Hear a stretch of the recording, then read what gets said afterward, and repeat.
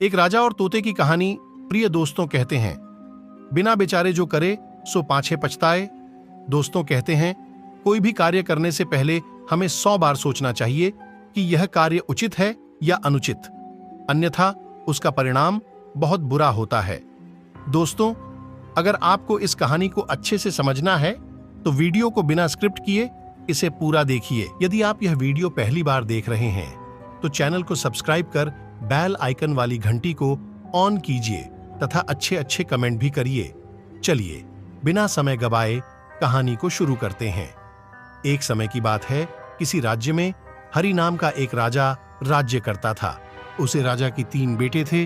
उसकी ख्वाहिश थी कि उसका सबसे काबिल बेटा उसकी राजगद्दी संभाले, लेकिन वह इस बात को लेकर चिंता में था कि वह तीनों में से किसे अपना राजपाट सौंपे। एक दिन राजा को एक तरकीब सूझी। उसने इस समय अपने तीनों बेटों को बुलाया और कहा, बेटे, आज मैं तुम सबसे एक सवाल पूछता हूं। अगर तुम लोगों के सामने एक गुनहगार खड़ा हो तो तुम उसके साथ क्या करोगे?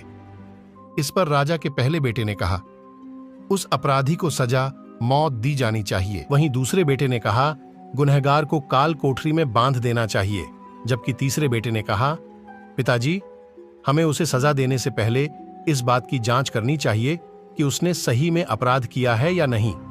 इस पर राजा के तीसरे बेटे ने सभी को एक कहानी सुनाई। कहाँ की एक राजा था जिसके पास एक बुद्धिमान तोता था। एक बार उस तोते ने महाराज से कहा, मुझे अपने माता और पिताजी के पास जाना है। राजा ने उसकी बात नहीं मानी, लेकिन तोता ने हार नहीं मानी। वह लगातार महाराज से जिद करने लगा कि मुझे माता पिता के पास जाने दे। अंत में राजा ने तोता की बात मान ली और कहा, ठीक है, तुम अपने माता पिता से मिलकर आओ, लेकिन वहां ज्यादा दिन नहीं रुकना। राजा ने तोते को केवल 5 दिन की अनुमति दी और कहा, तुम 5 दिन में अपने परिवार वालों से मिलकर लौट आना। इसके बाद तोता 5 दिन के लिए अपने माता पिता के पास चला गया।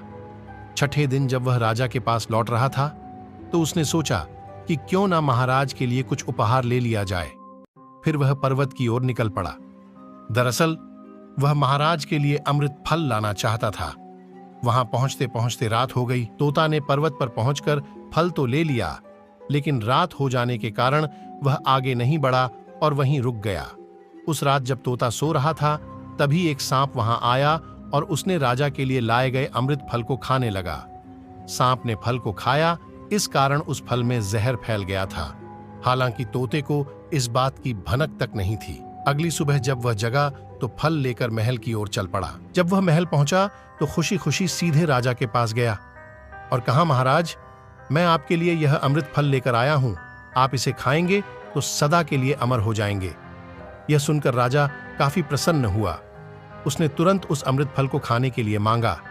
इस पर एक मंत्री ने कहा, जरा रुकिए महाराज, आप इस फल को बिना जांच किए कैसे खा सकते हैं? एक बार यह देख तो लीजिए कि तोता द्वारा लाया गया यह अमृत फल सही है या नहीं। राजा उस मंत्री की बात से सहमत हुआ और कहा कि तुरंत इस फल को एक कुत्ते को खिलाया जाए। राजा का आदेश पाकर सैनिक ने फल का एक टुकड़ा कुत्ते को खिलाया। फल खाते ही कुत्ते की मौत हो गई। यह देख राजा गुस्से से आग बबूला हो गया। उसने क्रोध में आकर तलवार से तोता का सिर काट दिया और उस फल को फेंकवा दिया। कुछ साल बाद ठीक उसी स्थान पर एक पौधा निकल आया।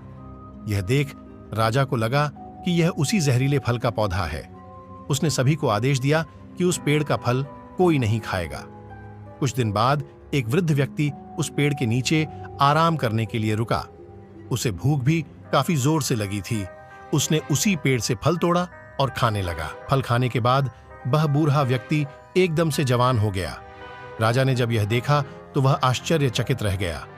अब राजा कुछ समझ आ गया था कि वह फल जहरीला नहीं था। उससे बहुत बड़ी गलती हो गई। उसने बिना सच्चाई जाने तोता को मार दिया। इसे लेकर उसे काफी पछतावा भी हुआ।